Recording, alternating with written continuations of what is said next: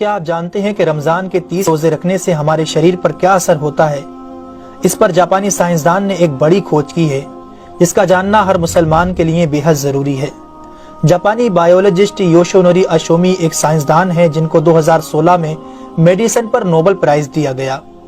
ان سے جب پوچھا گیا کہ آپ نے کون سی ایسی چیز بنائی ہے جس کی بنا پر آپ کو دنیا کا سب سے بڑا انعام نوبل پرائز دیا جا رہا ہے، تو انہوں نے کہا تھا کہ میں نے کینسر کی ممکنہ دوا کھوج لی ہے، اور اس بات پر دنیا نے بڑے پر انداز میں ان کی کاوش کو سراہا اور مبارکباد دی گئی۔ اس کے بعد ڈاکٹر یوشینوری اشومی نے کہا کہ میں نے کینسر کی دوا نہیں بلکہ کینسر سے بچاؤ کا حل تلاش کر لیا ہے۔ تو لوگوں نے ان سے پوچھا کہ بتائیے ایسا کیا کیا جائے کہ کینسر جیسے خطرناک مرض سے بچا جا سکے؟ تو انہوں نے کہا کہ جب ہم بھوکا رہتے ہیں تو ہماری باڈی میں موجود غذائیت ختم ہونے لگتی ہے، جس کی وجہ سے جسم بھوک محسوس کرتا ہے۔ اگر اس بھوک کے دوران جسم تک کھانا نہ پہنچے تو ہمارا جسم بھوک کی شدت کی وجہ سے اپنے اندر موجود ان زہریلے سیلز کو کھانا شروع کر دیتا ہے جو کینسر کا سبب بنتے ہیں۔ اس عمل کو میڈیکل کی لینگویج میں آٹوفیگی کہا جاتا ہے۔ اگر آپ چاہتے ہیں کہ آپ کا جسم ایسے بیمار سیل سے پاک ہو تو آپ کو بھوکا رہنا چاہیے۔ جب ایسے سیلز مرنا شروع کر دیتے ہیں تو کینسر کا پرسنٹیج کم ہو جاتا ہے۔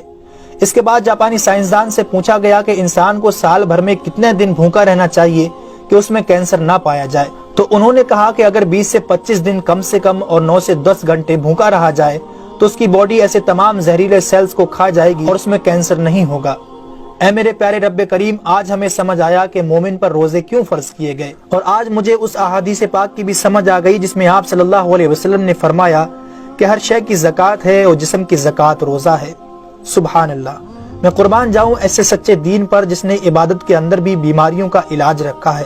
دوستو، اسلام وہ دین فطرت ہے جو زندگی کے ہر شعبے میں راہ اعتدال کی تعلیم دیتا ہے۔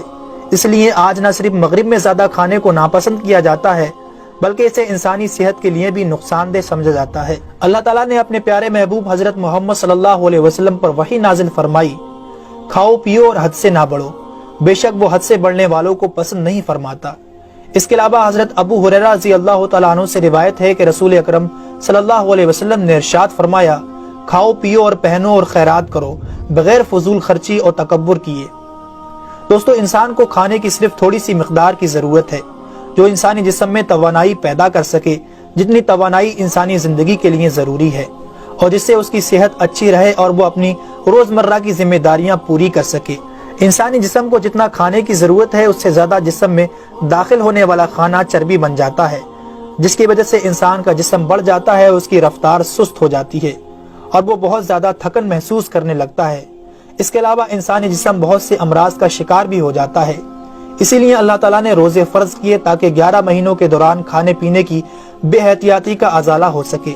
قرآن پاک میں اللہ تعالیٰ نے روزے رکھنے کا حکم ان الفاظ میں بیان فرمایا ہے، اے ایمان والو، تم پر روزے فرض کیے گئے جیسے کہ تم سے پہلوں پر روزے فرض کیے گئے تھے تاکہ تم پرہیزگار بن جاؤ۔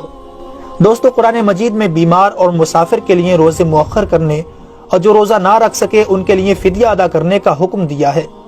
اس کے بعد روزہ رکھنے کی حکمت ان الفاظ میں بیان فرمائی، اور تمہارے لیے روزہ رکھنا ہی بہتر ہے اگر تم جانتے ہو۔ دراصل یہاں یہ بتایا گیا ہے کہ اگر تم موجودہ علم کو سمجھتے ہو تو تمہارے لیے بہتر یہی ہے کہ تم روزے رکھو، کیونکہ روزہ اپنے اندر بے شمار روحانی، نفسیاتی اور طبی فائدوں کو رکھتا ہے۔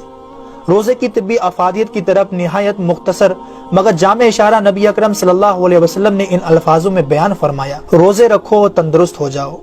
اللہ رب العالمین ہم سب کو اس مہینے میں زیادہ سے زیادہ نیکیاں کرنے اور سارے روزے رکھنے کی توفیق عطا فرمائے، آمین ثم